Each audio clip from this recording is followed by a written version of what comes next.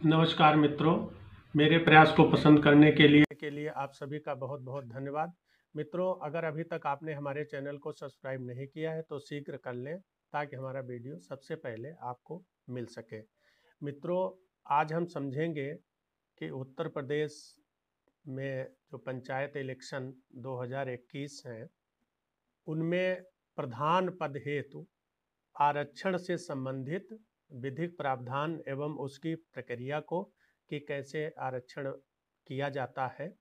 तो मित्रों, इसके लिए हम समझेंगे 17 मार्च 2021 को जो शासनादेश जारी किया गया है, जिसके अनुसार आकलन किया गया है कि कौन सी सीट किस में रिजर्व होगी, किस ब्लॉक में किस प्रधान पद हेतु। तो मित्रों, इसके लिए अगर आप 17 मार्च 2021 का जियो ले लेते हैं, हमारे साथ अगर समझते हैं तो ज़्यादा आसानी रहेगी, क्योंकि उसमें गणती आकलन के आधार पर पदों हेतु आरक्षण किया गया है। तो मित्रों, इसके लिए देखेंगे कि इसी में प्रोवाइड है कि राज्य में ग्राम प्रधानों के पदों की श्रेणीवार आरक्षण की संगणना। तो मित्रों, देखेंगे कि राज्य में कुल पद उत्तर प्रदेश में प्रधानों के 58,194 हैं। अब इसमें अनुसूचित जनजाति, अनुसूचित जाति और पिछड़ी जाति हेतु आरक्षण की व्यवस्था की गई है। तो सबसे पहले तो इसमें आकलन किया गया है कि अनुसूचित जनजाति की जनसंख्या उत्तर प्रदेश में उसका प्रतिशत क्या है कुल जनसंख्या में। तो इसमें है 0.5677% जनजाति है और इसके लिए प्रधान पद 330 आरक्षित किए गए हैं उत्तर प्रदेश में और अनुसूचित जाति हेतु 12,045 पद आरक्षित किए गए हैं समस्त जिलों में, जो भी 75 जिले हैं। और जनसंख्या का प्रतिशत है अनुसूचित जाति का उत्तर प्रदेश में 20.6982% ऐसा जियो में है। और पिछड़ी जाति है तो 27% आरक्षण किया गया है और पद है 15,712 पदों हेतु। तो इनको कैसे उत्तर प्रदेश में विभिन्न ब्लॉक यानी विकास खंडों में वितरित किया गया है, उसका पूरा एक सिस्टम इसमें दिया गया है।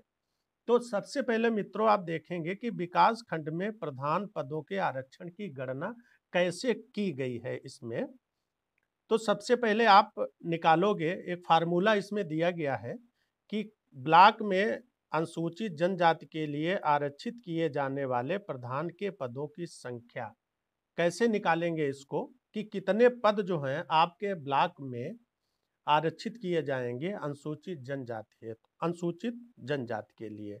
तो इसमें चूंकि टोटल पद उत्तर प्रदेश में 330 है अनुसूचित जनजाति के लिए, इनको वितरित किया जाना है। तो आपके ब्लॉक में कितने मिलेंगे? खंड ब्लॉक में कुल ग्राम पंचायतों की संख्या गुणे खंड ब्लॉक में अनुसूचित जनजाति की ग्रामीण संख्या और इसको भाग देंगे खंड ब्लॉक की कुल ग्रामीण जनसंख्या से। तो इसमें आपका पदों की संख्या आ जाएगी कि कितने आरक्षित होंगे। अब इसी में प्रोवाइड है कि परंतु इस प्रकार अनुसूचित जनजाति के लिए आरक्षित किए जाने वाले प्रधान के संगठित पदों की संख्या यदि खंड ब्लॉक की ग्राम पंचायतों की कुल संख्या 0.5677% से अधिक आती है तो उसे 0.766% तक सीमित रखा जाएगा। यानी अब आप क्या करोगे कि मान लिया 1500 पद है मान लिया आपकी ग्राम पंचायत में टोटल, तो उसमें इसका 0.5677% इसका निकालोगे तो देखोगे कितने पद आ रहे हैं। अगर उसमें 2.51, 2.68 अगर इस तरीके से आ रहा तो इसको 3 मानेंगे आधे से, क्योंकि ज़्यादा है। नहीं तो अगर ये कम है 2.19, 2.20 इस तरीके, तो इसको 2 ही पद इसमें मानेंगे। उपरोक्तानुसार प्रधान के पदों की संख्या की संगणना के उपरांत भी राज्य स्तर पर अनुसूचित जनजातियों के लिए पदों की संख्या अवतरित यानी अगर वो वितरित नहीं अवितरित अगर रह जाती है, वितरित नहीं होती है, तो खंड ब्लॉक की कुल ग्रामीण जनसंख्या में अनुसूचित जनजाति की ग्रामीण जनसंख्या के अनुपात के अवरोही क्रम में उन्हीं खंडों ब्लॉक में पुनर्वितरण किया जाएगा जिनमें अनुसूचित जनजातियों की ग्रामीण जनसंख्या का खंड ब्लॉक की कुल ग्रामीण जनसंख्या में अनुपात राज्य में उनकी जनसंख्या का राज्य की कुल जनसंख्या के अनुपात जो वर्ष 2011 की जनगणना के अनुसार 0.5677% से अधिक है पुनर्वितरण किया जाएगा। अगर इससे कम है तो नहीं होगा। मान लिया 4 पद जनजाति के आ रहे हैं और उनको 3 मिल रहे हैं और पुनर्वितरण में 1 अगर बच जाता है तो उसको पुनः अवरोही क्रम में करेंगे उन ग्राम पंचायतों में जिनकी जनसंख्या 0.5677% से अधिक हो। इसी प्रकार मित्रों देखेंगे कि अनुसूचित जाति के लिए भी व्यवस्था की गई है। उसके लिए आप निकालेंगे यही इसी फार्मूले से कि ब्लॉक में अनुसूचित जातियों के लिए आरक्षित किए जाने वाले प्रधानों के पदों की संख्या बराबर, इसको निकालना है कि खंड ब्लॉक में कुल ग्राम पंचायतों की संख्या गुणे ब्लॉक में अनुसूचित जातियों की ग्रामीण जनसंख्या और इसको भाग करेंगे खंड ब्लॉक की कुल ग्रामीण जनसंख्या से।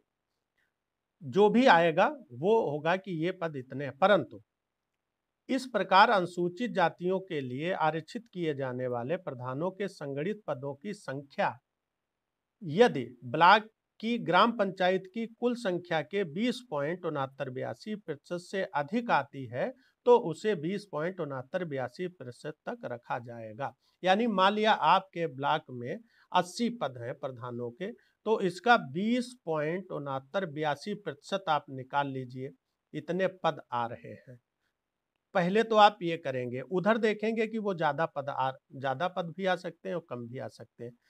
इस प्रकार अनुसूचित जाति के लिए आरक्षित किए जाने वाले पदों के संगठित पदों की संख्या यदि 20.6982 पदों से अधिक अगर आ रही है तो आप वहां 20.6982 तक ही पहले वितरित करेंगे। फिर उपरोक्त अनुसार प्रधान के पदों की संख्या की संगणना के उपरांत राज्य स्तर पर अनुसूचित जातियों के लिए संगठित पदों की संख्या अवतरित रहने की दशा में, यानी 20.6982% से पहले निकालकर पद वितरित किए जाएंगे और टोटल पद अगर वितरित नहीं हो पाते हैं, जैसा कि 12,045 पद राज्य में हैं और मान लीजिए कि 1,000 पद वितरित हो जाते हैं, 245 पद बच जाते हैं 20.6982 के हिसाब से, तो फिर इनका पुनर्वितरण होगा। ये कैसे होगा?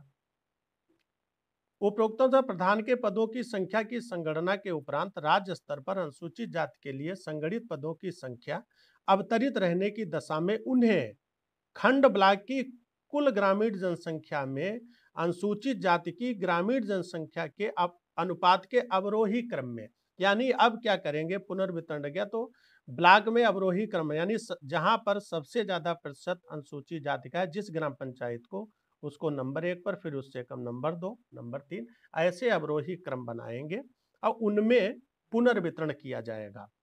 जो शेष पद बचेंगे उन्हीं खंड ब्लॉकों में पुनर्वितरण किया जाएगा जिनमें अनुसूचित जातियों की ग्रामीण जनसंख्या का खंड ब्लॉक की कुल ग्रामीण जनसंख्या में अनुपात राज्य में उनकी जनसंख्या का राज्य की कुल जनसंख्या के अनुपात जो वर्ष 2011 की जनगणना के अनुसार 20.6982 है से अधिक है, उन्हीं ग्राम पंचायतों में इनका पुनर्वितरण होगा। यानी सबसे पहले 20.6982 से पद निकालें आप अपनी ग्राम पंचायत के, मान लिया 80 पद है तो उसको करके, फिर जो ऊपर जितने पद, फिर राज्य स्तर पर जितने पद बचेंगे, इस प्रकार से गणना करते हुए उनको खंड ब्लॉकों में पुनर्वितरण किया जाएगा। उनमें जो सबसे ज्यादा जहां पर आबादी होगी, अब मान लिया आपको पहले मान लिया आरक्षित कर दिए गए 14 पद और उसके बाद हो सकता है कि आपको पुनर्वितरण में आपकी जो ब्लॉक है उसको 8 पद मिल जाए, तो टोटल वो 22 पद हो जाएंगे। उदाहरण इसमें दिया गया है, सर्वप्रथम प्रत्येक खंड ब्लॉक में अनुसूचित जातियों की जनसंख्या के प्रतिशत के अनुसार परंतु अधिकतम 20.6982% पदों की संगणना आरक्षण हेतु की जाएगी। यानी आप पहले 80 पद है तो उनका 20.6982 निकाल के संगणना कर ले, इतने आ रहे हैं, और जनसंख्या से कितने आ रहे हैं। अगर जनसंख्या से कम आ रहे हैं, जो पहला फार्मूला है, तो फिर उसके अनुसार पुनर्वितरण होगा। इसके उपरांत राज्य स्तर पर अनुसूचित जातियों के लिए संगठित पदों में आने वाली कमी को, यानी अगर 20.6982 से पद वितरित हो जाते हैं और राज्य स्तर पर कमी नहीं रहती है तो फिर बराबर हो गया। अगर बच जाते हैं पद, यानी 12,045 जो पद हैं आरक्षित होने, तो उनके लिए क्या होगा, आने वाली कमी को ऐसे खंड ब्लॉकों जहां अनुसूचित जातियों की जनसंख्या का प्रतिशत 20.6982 से अधिक है में एक एक पद का वितरण कर पूरा कर लिया जाएगा, यानी अवरोही क्रम में मिलेंगे उनको पूरा किया जाएगा। यदि किसी खंड ब्लॉक में मान लिया प्रधानों के कुल पदों की संख्या 100 तथा अनुसूचित जातियों की ग्रामीण जनसंख्या का प्रतिशत 25 से अधिक हो, तो सर्वप्रथम खंड ब्लॉकों में प्रधानों के कुल पदों के 20.6982% पद अर्थात 21 पदों की संगणना आरक्षण हेतु की जाएगी। तो सबसे पहले तो 21 पद आरक्षित किए जाएंगे 20.78 से।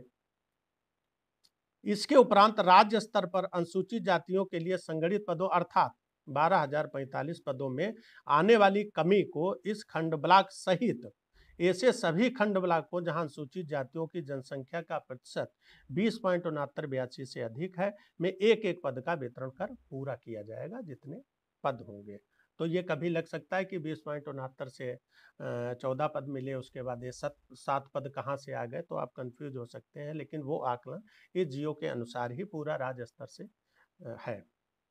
इसी प्रकार विकास खंड में पिछड़ी जातियों के लिए आरक्षण की व्यवस्था की गई है। प्रधानों के 15,712 पद हैं, यही फार्मूला उसमें भी काम करेगा। आप देखेंगे कि सबसे पहले तो आप पिछड़े वर्गों के लिए आरक्षित किए जाने वाले प्रधानों के पदों की संख्या निकालेंगे कि कुल ग्राम पंचायतों की संख्या खंड ब्लॉक में, कुल ग्राम पंचायतों की संख्या गुणे खंड ब्लॉक में पिछड़े वर्गों की ग्रामीण जनसंख्या, और इसको भाग देंगे खंड ब्लॉक की कुल ग्रामीण जनसंख्या से। परंतु इस प्रकार ये आप पद निकाल लिए, इसके अनुसार आबादी के हिसाब से ये पद निकलेंगे, परंतु इस प्रकार पिछड़े वर्गों के लिए आरक्षित किए जाने वाले प्रधानों के संगठित पदों की संख्या यदि खंड ब्लॉक की कुल ग्राम पंचायत की कुल संख्या 27% से अधिक हो जाती है अगर है, यानी आपने जनसंख्या के अनुसार उपरोक्त फार्मूले के अनुसार निकाले, तो अगर वो 27%, यानी मान लिया पद आपके यहाँ 80 हैं, उनका 27% निकालिए तो जितने पद आते हैं, अगर उनसे ज्यादा पद हो जाते हैं, 27% से अधिक आती है, तो उसे 27% तक ही सीमित रखा जाएगा।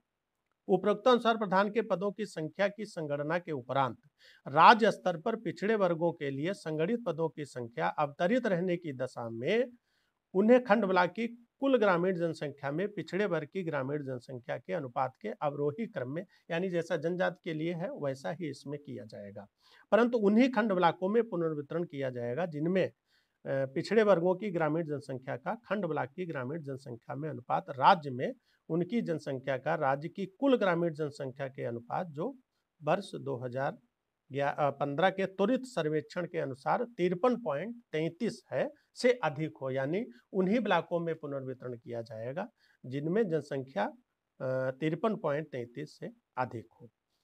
इस प्रकार मित्रों, कभी अभी लगता है कि हमारे यहाँ 14 पद मिले, 21 कैसे हो गए, हमारे यहाँ सामान्य आबादी ज़्यादा है तो उसमें कम पद मिले, आरक्षित वर्ग को ज़्यादा पद मिले हैं। तो जियो के अनुसार पूरी व्यवस्था है, इसके अनुसार ही जो पुनर्वितरण में पद प्राप्त हो जाते हैं, उससे अनुसार लगता है कि कुछ गड़बड़ हो गई है, आपत्तियां आमंत्रित की गई हैं, आप लगा सकते हैं। जियो को समझ के आप पूरा इसको देखिएगा किस तरीके से है संगणना की गई है। तो मित्रों, आज के लिए इतना ही। अगर हमारा वीडियो अच्छा लगा हो तो लाइक एवं सब्सक्राइब जरूर करें। वीडियो देखने के लिए जो कीमती समय आपने दिया उसका आपका बहुत बहुत धन्यवाद।